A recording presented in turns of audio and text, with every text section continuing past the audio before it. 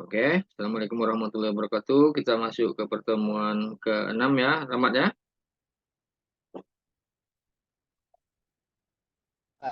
Oke, Pak. Waalaikumsalam. Nah, ini teknik mencari berita online.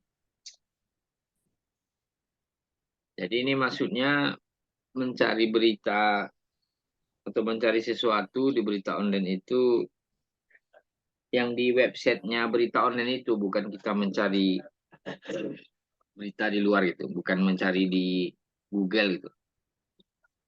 Kalau kemarin di Google kan di mesin pencari, search engine kita udah belajar. Ini kan kadang-kadang di media online itu kita mencari judul tertentu ya yang produknya media online itu. Nah, maka di dekat media online itu ada juga cara mencarinya. Nah, ini pencarian berita berdasarkan judul atau tanggal. Jadi untuk memudahkan dalam pencarian sebuah kejadian atau berita, website ini telah menyediakan pencarian berita berdasarkan judul atau tanggal berita. Nah, jadi kadang itu ada beberapa fitur yang disediakan yang berdasarkan judul apa atau tanggal terbitnya, tergantung ke yang mendesain webnya. Nah, ini contohnya kan pencarian judul, umpamanya. Nah, ini ada kayak kayak ini. Nah, ini kita ketik di sini. Nah, kita mau cari judulnya tentang itu gitu, kita di sini ketik. Nah, nanti Iya, Pak. kita go, klik go-nya. Nah, akan keluarlah judul. Nah, baru kita buka beritanya. Sama seperti mesin pencari sebenarnya fungsinya. Itu berdasarkan judul. Nanti kita ketik judulnya di sana. Judul apa yang mau kita cari itu. Nah, kemudian kalau berdasarkan tanggal, ya seperti itu juga. Nah, kita tinggal isikan tanggalnya. Ini bulan Maret, namanya tanggal 2 tahun 2020, 2010 namanya. Itu kita klik go lagi.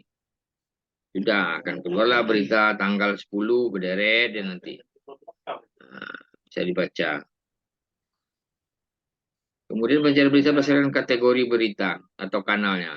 Jadi saya menggunakan kata judul maupun tanggal. Pencarian berita juga dapat menggunakan kategori yang telah ditetapkan. Jadi ada juga berdasarkan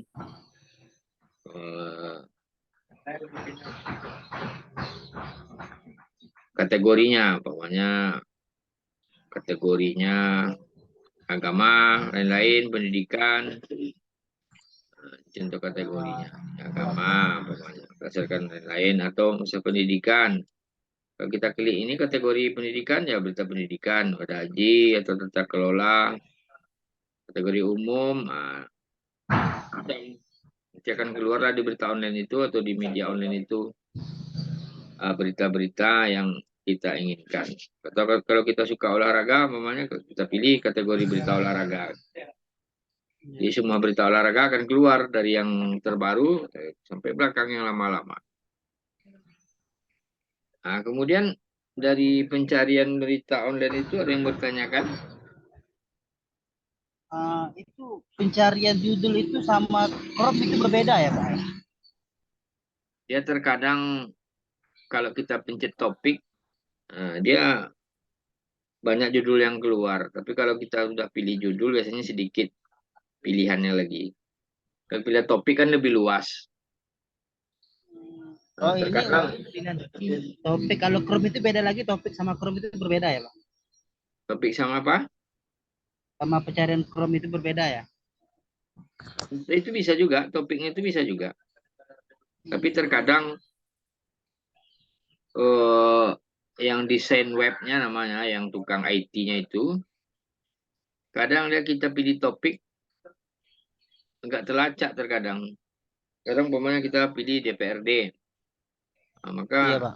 sama yang berbau DPRD itu ya keluar semuanya. Jadi kan kita tak fokus terhadap berita apa yang kita mau gitu. Nggak apa-apa, dipersempit saja, diperlebar aja sedikit. Umpamanya kita mau cari tentang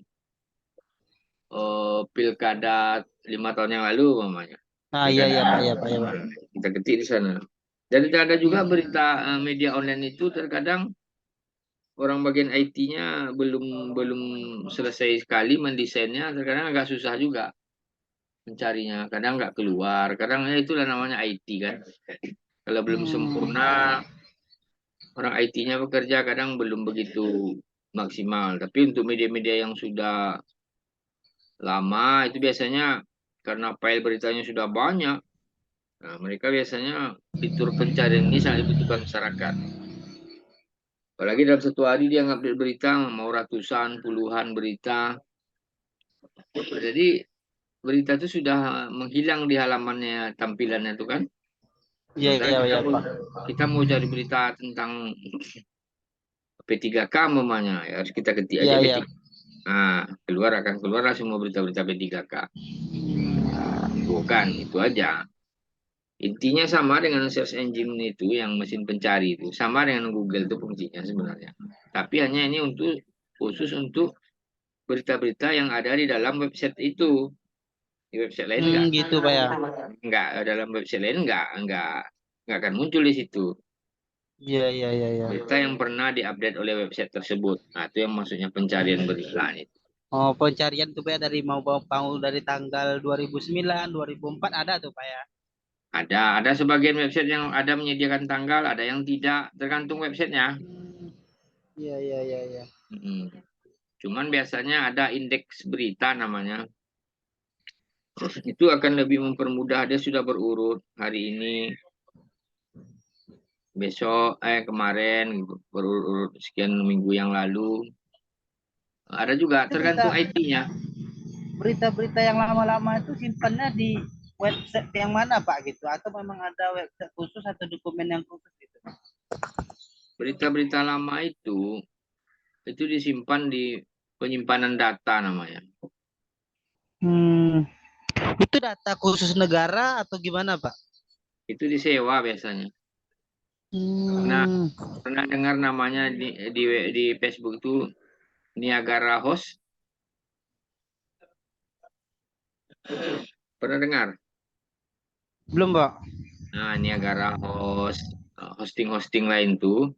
Jadi website itu membayar per tahun ya khusus untuk data itu. Jadi website itu membayar. Website itu tidak punya data sendiri biasanya media-media online itu. Mereka numpang ke perusahaan data. Kemarin gedung menaranya itu ada menara house itu, Niagara House itu terbakar. Nah, itu beberapa media online yang memang penyimpanan datanya di sana memang terganggu memang karena datanya terhapus kan. Iya Pak ya Pak. Terganggu lah, itu terganggu nggak bisa diakses berita yang lama tuh kadang. Kadang udah terdelete ya kan. Iya Sama Pak ya Pak. si penyimpanannya sama dengan penyimpanan di komputer, tapi kalau penyimpanannya itu sudah di delete atau rusak bisa diakses juga. Tapi selama dia masih menyimpan data di sana, nah, orang-orang IT itu akan mempermudah aksesnya dan ya kalau diklik berarti tetap ada berpun sekian tahun beberapa tahun-tahun yang lalu masih ada dia bisa dicari gitu. Kalau kalau yang baru-baru umpamanya ya lebih mudah lagi kan. Nah, itu setelah data-data itu juga terkadang namanya terindeks di Google gitu, terindeks di Bing. Terindeks itu maksudnya kadang kita ketik di Google keluar judulnya kan di Iya Pak ya website Pak. yang bersangkutan. Nah, itu udah terindeks di Google namanya. Jadi kadang-kadang karena banyak orang baca, itu Google dengan sendirinya algoritmanya menyimpan di data mereka. Nah, jadi kalau kita ketik Google terkadang, oh keluar websitenya nih, gitu. Judulnya berita ini dari websitenya si A gitu. Ya kadang terkeluar udah terindeks namanya. Tapi tidak semua berita yang diupload di media online itu terindeks di Google. Terkadang kalau pembacanya sedikit, Google itu nggak mau mengindeksnya di Google itu. Yang banyak-banyak saja biasanya, yang populer, yang banyak dibaca orang lah. Ataupun akan lebih mudah mencari beritanya. Dari Google pun dicari bisa. Sama, tapi kalau dari Google, tidak hanya media siber yang kita maksud saja keluarnya. Semua media dia keluar di Google itu. Berita dan topik yang sama. Ada yang bertanyakan lagi, ada? Oke, oke Pak, oke Pak, oke Pak. Nah, kemudian berkaitan juga dengan pencarian berita itu, terkadang kita perlu juga untuk mengetahui teknik pelaporan berita. Jadi seperti apa berita itu dikirim wartawan. Iya, iya, Jadi iya. setelah berita dibuat, biasanya pengetikan menggunakan Microsoft Word atau Notepad. Nah, dan file, foto, video sudah disiapkan dikirim melalui email kepada redaksi atau lewat WA. Jadi setelah berita dibuat itu, kalau orang untuk mempostingnya di media siber itu biasanya dibuat dulu di Notepad namanya. Tahu Notepad kan? Iya Pak, ya Pak. Nah, Notepad. Nah, di sana biasanya oleh orang IT disuruhnya membuat beritanya di Notepad, tidak di Word katanya. Ada juga. Jadi makanya kadang wartawan ada ngetiknya di Word dulu, baru di copy dikirim lewat WA dari laptop atau langsung ketik di HP ada juga. Tapi nanti oleh orang yang akan memposting berita, redaktur atau pemretnya ya mereka biasanya buat di Notepad dulu, baru nanti diposting. Nah, itu sarannya orang IT memang.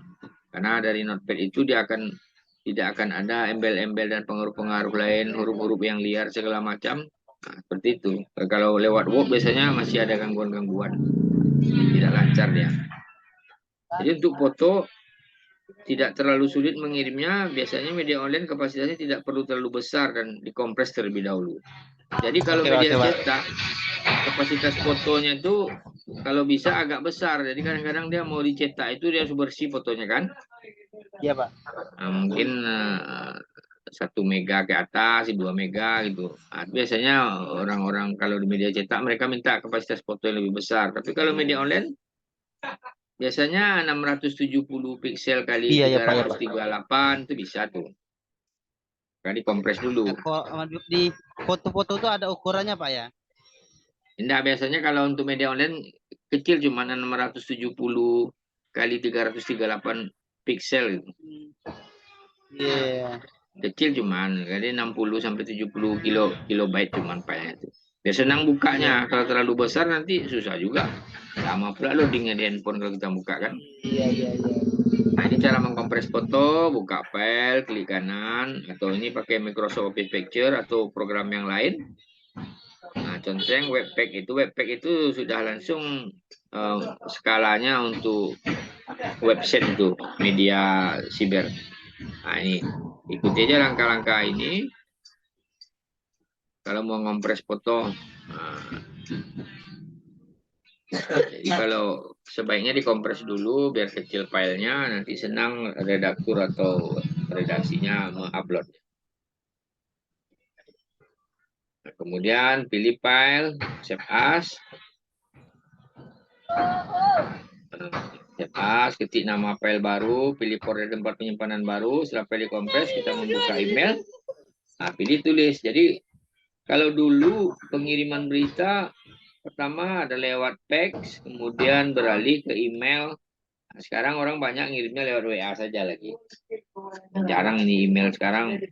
Zaman sekarang udah jarang dipakai nih lewat WA. Tapi ini perlu juga Bapak jelaskan biar tahu juga cara mengirim foto lewat email. Nanti penggunaannya bisa untuk yang lain-lain juga. Tidak hanya untuk pemberitaan. Kemudian isi alamat email kalau lewat email. Ini contoh kalau lewat email ya. Iya Pak. Ya, email kita itu masukkan subjeknya, kemudian buka file. Kalau kita ngetik di Microsoft Word, ya buka file Microsoft Word tadi atau di Notepad. Nah, sorot, cek disorot, nah Ctrl C, copy, lalu buka emailnya. Udah dibuka email, ya masukkan kursor ke dalam subjek email itu, lalu Ctrl P, pastikan di sana. Kayak biasa, lebih biasa tuh. Lalu pilih simbol, lampirkan file pada bagian bawah. Lalu dari lokasi tempat penyimpanan foto tadi, pilih file fotonya. Nah, lalu tunggu sampai melampirkan, lalu kirim. File terkirim juga sudah ada kalimat file terkirim pada bagian atas. Ini contohnya mengirim foto lewat email atau mengirim berita lewat email.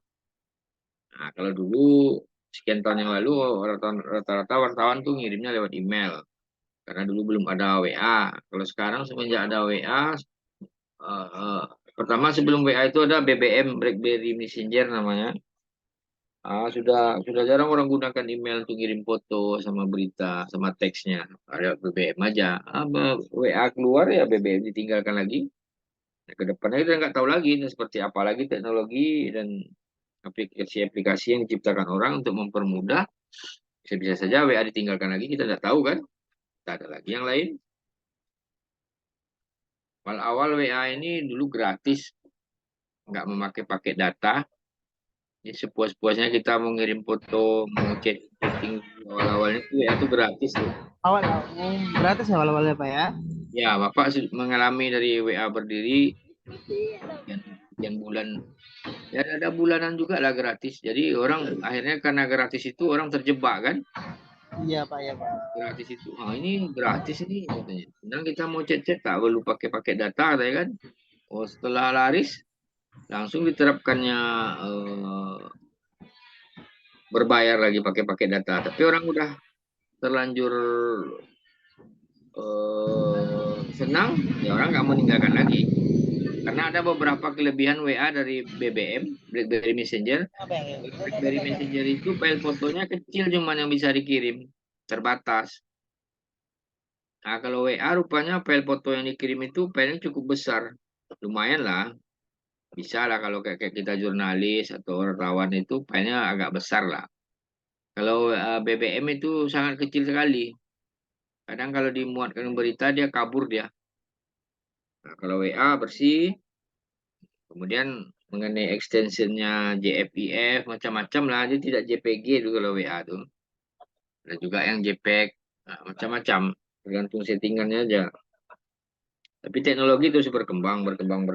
Ya, kalau per hari ini informasi yang Bapak dapat di mana-mana kawan-kawan wartawan itu masih ngirim berita lewat WA. Rilis biasanya lewat WA Group. Kayak umpamanya di Pemkab Rohel itu ada namanya WA Group rilis. Nah, jadi kalau Bupati siap acara, Kominfo membuat beritanya sebentar, siapkan foto yang sudah dibidik dari kamera yang bagus, agak 6-7 foto sampai 10 foto. Mereka kirim aja ke WA Group.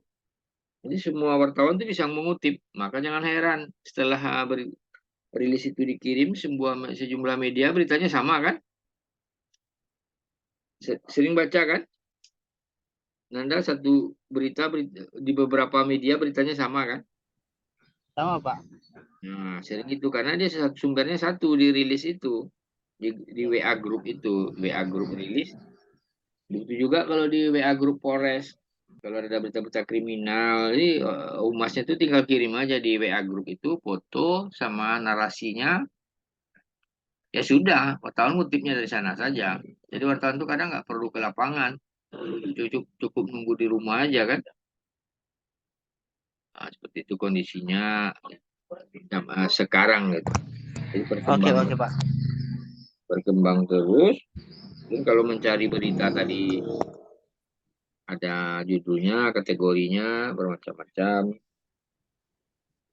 Kemudian kalau untuk pengiriman berita ya seperti Bapak tadi, kalau dulu lewat email ya sekarang sudah lewat WA. WA itu pun kadang orang wartawan banyak ngetiknya langsung dari HP aja kan sekarang kan.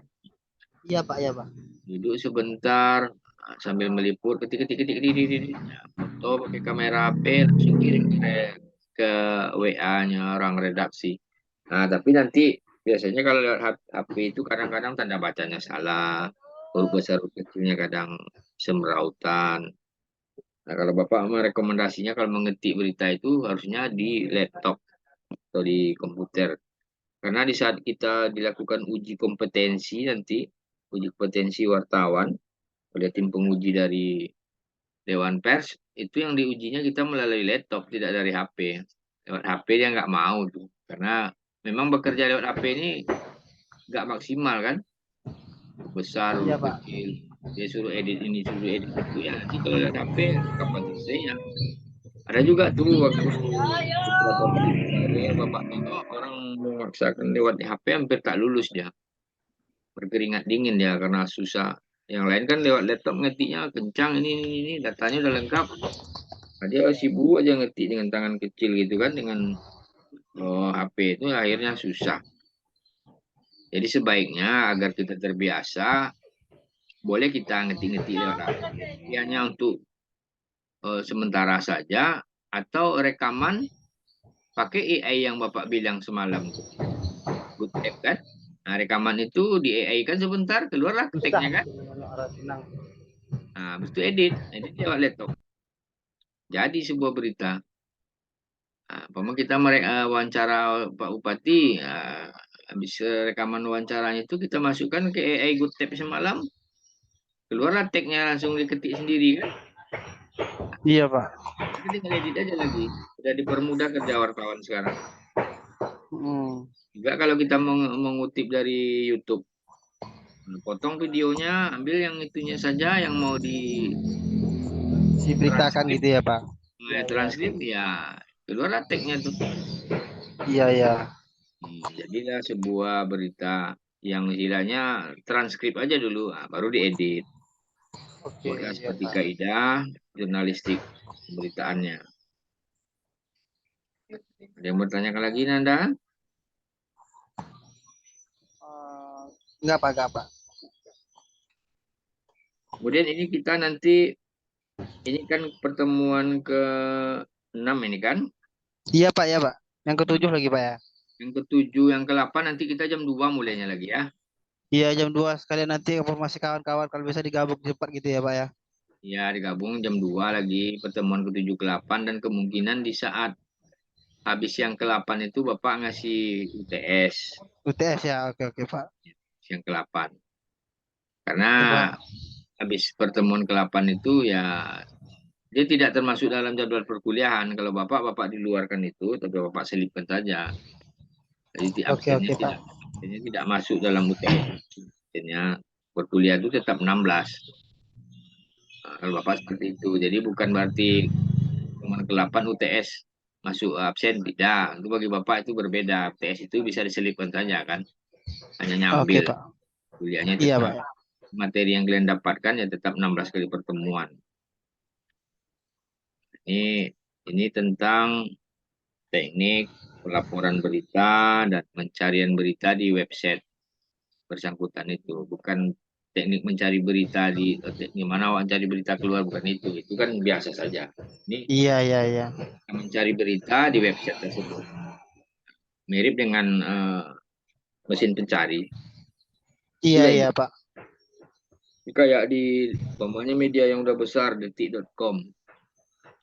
Kita bisa cari, kita ada topiknya yang mau kita cari. Pernah nggak detik.com ini memberitakan eh, Rokan Hilir mamanya. Ketik aja Rokan Hilir. Kan keluarlah semua berita-berita Rokan Hilir yang pernah terbit di detik.com. Nah, Iya itu. ya Pak ya Pak. Kalau kita pengen tahu masalah-masalah Rohel di tingkat yang pernah dimuat di media sekelas nasional seperti itu, ya kita tinggal ketik aja. Keluarlah.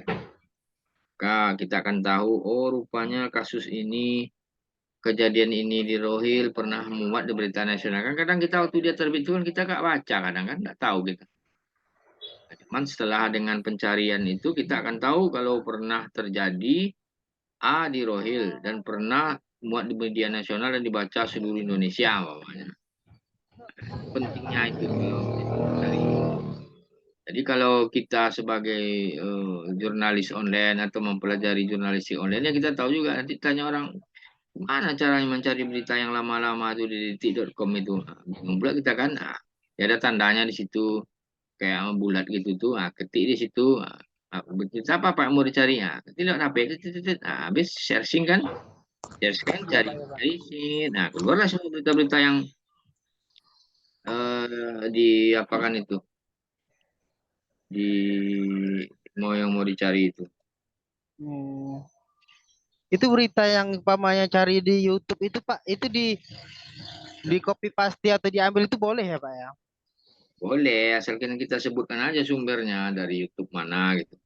Iya iya iya iya iya. Sumbernya dari YouTube. Kalau sekarang kan kayak live streaming paripurna DPRD itu, sering itu melive-nya dari YouTube di Panusatara, Bapak. Kemudian dari YouTube Kominfo, sering tuh YouTube Kominfo yang lain-lain lah. Oke oke Pak. Nanti pertemuan ke-78 kita mulai jam 2 lagi. Oke Pak, siap Pak. Hari ini kita dari pagi sampai sore kan perkuliahannya. Kita O- mengikuti Oke jadwal yang dibuat oleh kampus saja. oke Mengenai lain ada yang bisa ikut atau tidak itu terserah dia. Nanti akan Bapak permudah dengan video di YouTube dan bahannya lewat PDF. Jadi seandainya ada yang belum mengikuti atau kita yang mengikuti pengen ulang-ulang ya kita tengok aja di YouTube kembali. Ya, oke mudah Pak. lebih mengerti. Ini kayaknya nggak sampai menit lagi waktunya habis. Nanti setelah ini kita sambung jam 2 nanti lagi. Oke Pak, siap Pak siap Ada Pak. lagi Ibnu Atul tuh baru gabung juga jaringannya.